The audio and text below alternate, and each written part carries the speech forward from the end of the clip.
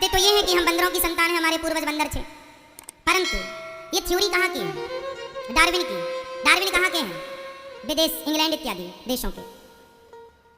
हम भारत के लोग क्या इस थ्योरी से सहमत हैं? अरे जिस भारतीयों के पास लाखों साल पुराना इतिहास मौजूद हो, वो डार्विन की बात क्यों मानेगा?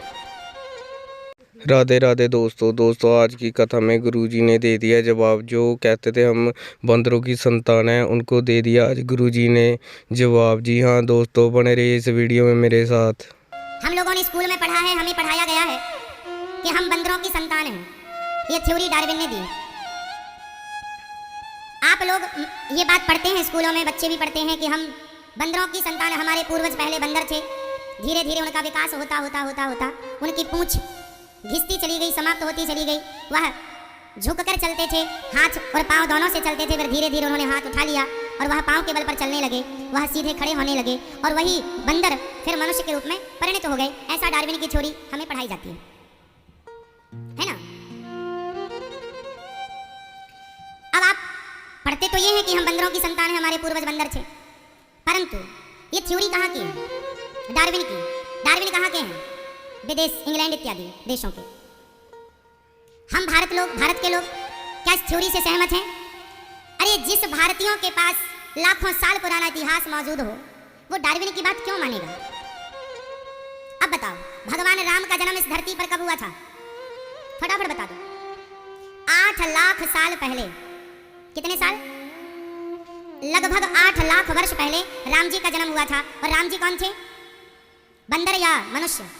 जोर से। विप्रधेनु सुर संतहित लीन मनुज अवतार। रामचरितमानस में लिखा है कि राम जी कौन है? वो भगवान है और वह मनुष्य का अवतार लेकर के आए। तो राम जी कौन है? मनुष्य। कितने साल पहले थे? 8 लाख साल पहले। राम सेतु भी इतना साल पुराना है, आप साइंस की कसौटी पर भी इस बात को स्पष्ट कर सकते हैं, समझ सकते हैं। ठीक है, 5,500 साल पहले भगवान कृष्ण इस धरती पर आए। कौन थे भगवान? कृष्ण मनुष्य के रूप में आए। उस समय अर्जुन कौन थे? मनुष्य के रूप में थे। उस समय मनुष्य 5,500 साल पुरानी द्वारिका पानी के अंदर डूबी हुई वैज्ञानिकों को मिल गई है। आपको पता है या नहीं? बोलो हाँ या ना? हाँ या ना? पता है? 5,500 साल पुरानी एक नगरी, भागवत जी में लिखा है कि भगवान कृष्ण जब जाने लगे लीला पूरी करके, तो उन्होंने अपनी नगरी द्वारिका को पानी में डुबा दिया। क्यों डुबाया? ताकि इस नगरी पर कोई बैठकर आने वाले समय पर जुआ ना खेले, शराब ना पिए, इस महलों का, इस भूमि का दुरुपयोग ना करे। पानी में डुबा दिया। आज वैज्ञानिकों को पानी के अंदर एक नगरी जस की तस मिल गई, जिसे द्वारिका कहा जाता है। उसी जगह पर मिली है जहां हमारे वेद पुराणों में उसका जिक्र है। हाँ या ना? कितने साल पुरानी है? 5,500 साल पुरानी। तो हम कितने साल पुरानी बात कर रहे हैं? 5,500 साल पुरानी। राम जी 8 लाख वर्ष पहले। राम जी के जमाने में भी विकसित बंदर थे जैसे हनुमान जी, पर वो बंदर ही थे, बंदरों की सेना थी, केसरी इत्यादि बंदरों की सेना थी। पर बंदरों की सेना थी, इसका अर्थ ये नहीं कि वहां मनुष्य नहीं थे। दशरथ जी, राम जी, भरत जी सब मनुष्य के रूप में थे। आपने एक आदमी की बात मान ली। डार्विन का जन्म कब हुआ बताओ?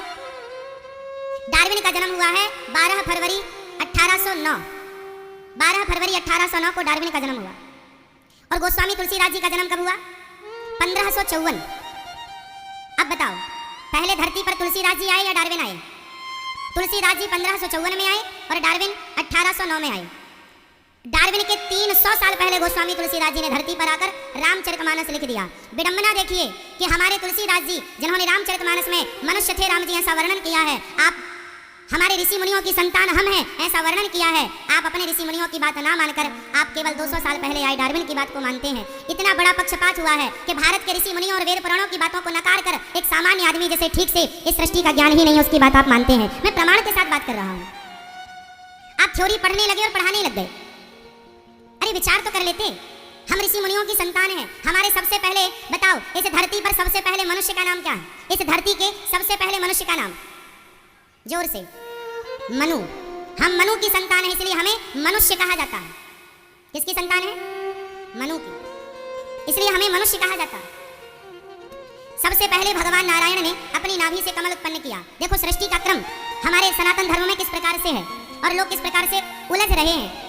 अब जिसकी लाठी उसकी भैंस, माइट इज राइट, क्या कहेंगे? इसलिए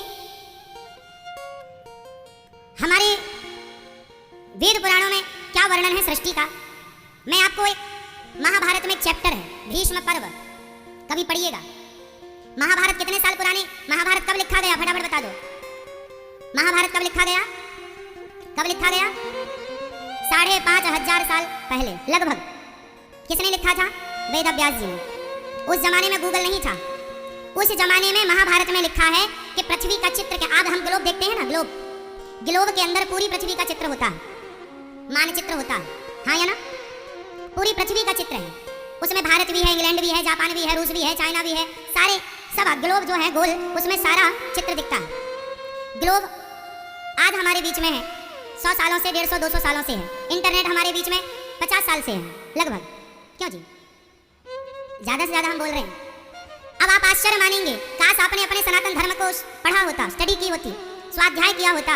महाभारत में, महाभारत में भीष्म पर्व में 6वां अध्याय, भीष्म पर्व का 6वां अध्याय और 6वें अध्याय का आखिरी अंतिम श्लोक, उस श्लोक में व्यास जी महाराज ये लिख रहे हैं, संजय पूरी पृथ्वी का वर्णन धृतराष्ट्र को सुना रहे हैं।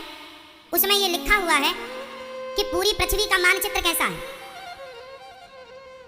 तो उन्होंने बताया कि खरगोश की आकृति, उसके कान, उसके एक बताया गया, पैमाना दिया है कि खरगोश को यदि ऐसा यहाँ खड़ा करें और यहाँ पीपल का पत्ता लगाएं तो पृथ्वी का मानचित्र ऐसा होगा। सेम यही 1000 साल पहले श्री रामानुजाचार्य स्वामी ने महाभारत किसी श्लोक के आधार पर वो मानचित्र बनाया, उनका बनाया मानचित्र आज भी रखा है। आश्चर्य मानेंगे कि 1000 साल पहले जिसे स्वामी रामानुजाचार्य स्वामी जी ने मानचित्र बनाया, वो आज के मानचित्र से हूबहू मैच करता है। और ये बात महाभारत के भीष्म पर्व के 6वें अध्याय का अंतिम श्लोक। मतलब मैं ये बता रहा हूँ कि आज आप जो भी स्टडी कर रहे हैं, जो भी आप थ्योरी पर काम कर रहे हैं, वो थ्योरी हमारे यहाँ, हमारे सनातन संस्कृति में, वेद पुराणों में पहले से लिखी जा चुकी है। पृथ्वी का विस्तार कितना बड़ा है, कितने जनपद हैं, जैसे आज हम राज्य कहते हैं, जिला कहते हैं, उस जमाने में भी, अब सोचिए उस जमाने में कितनी नदियां, प्रत्येक नदियों का नाम है, उस जनपद का नाम है, जो जैसे महाभारत के युद्ध में कहां कहां से लोग आए थे, सब कुछ लिखा हुआ है। महाभारत के युद्ध में किस किस अस्त्र शस्त्र का प्रयोग हुआ था, सब कुछ लिखा हुआ है। विडंबना देखिए कि आप डार्विन की बात तो मान रहे हैं, पर व्यास जी की हजारों साल पुरानी बात को नहीं मान रहे हैं। विडंबना ये, डार्विन की थ्योरी पर आप काम कर सकते हैं, पर जो हजारों साल पहले वेद पुराण लिखे गए, जो बिल्कुल आज की कसौटी में, साइंस की कसौटी में सच उतर रहे हैं, उस पर आप ध्यान नहीं दे रहे। मैया सो रही हो मेरी माँ, ध्यान दो मेरी माँ, सुनो। इसलिए आपको चाहिए कि आप अपने शास्त्रों का अध्ययन करें, अपने शास्त्रों को समझें, पढ़ें, अपने बच्चों को समझाएं। हम बंदरों की संतान नहीं, हम ऋषि मुनियों की संतान हैं। इसलिए हमारे भारत में प्रत्येक व्यक्ति का कोई ना कोई गोत्र होता है। आपका जो गोत्र है, आप उन्हीं ऋषि की संतान हैं। यह हमारे यहाँ की पहचान है। ऋषियों की संतान को बताइए बंदरों की संतान कहा जा रहा है, और आप पढ़ रहे हैं, और पढ़ना पड़ेगा क्योंकि अब यही पढ़ाया जा रहा है। आपने यदि प्रश्न आया कि आपके पूर्वज पहले किसकी संतान थे, कौन थे, तो आपको लिखना पड़ेगा। बंदर नहीं लिखेंगे तो नंबर कट जाएगा। कितना झूठ पढ़ाया जा रहा है ना। हम लोग तो कम से कम मोहताज नहीं थे डार्विन के। हमारे अपना साहित्य इतना है, हमारा अपना नॉलेज इतना है, आप आश्चर्य मानेंगे। 1811 में इंग्लैंड आदि देशों में, पश्चिमी देशों में जब पहला स्कूल स्थापित हुआ, पहला स्कूल बना, तो 1811 में पहला स्कूल बना पश्चिमी देशों में। 1811 में पहला स्कूल बना पश्चिमी देशों में। उस समय हमारे देश में लगभग 7 लाख गुरुकुल चल रहे थे। आश्चर्य मानेंगे आप। जब दुनिया पढ़ना पहली बार सीखी, तब हमारे यहाँ लाखों की संख्या में गुरुकुल एक्टिव थे। और ये गुरुकुल कितने प्राचीन हैं। भगवान राम पढ़ने कहाँ गए थे, फटाफट बोल दो जोर से। गुरुकुल में गुरु ग्रह गयों पढ़न रघुराई, अल्पकाल विद्या सब पाई, ये वर्णन है। हमारे राम जी 8 लाख साल पहले धरती पर आए, उस जमाने में गुरुकुल थे, हाँ या ना। भगवान कृष्ण पढ़ने कहाँ गए, उज्जैन सांदीपनि गुरु जी के यहाँ गुरुकुल।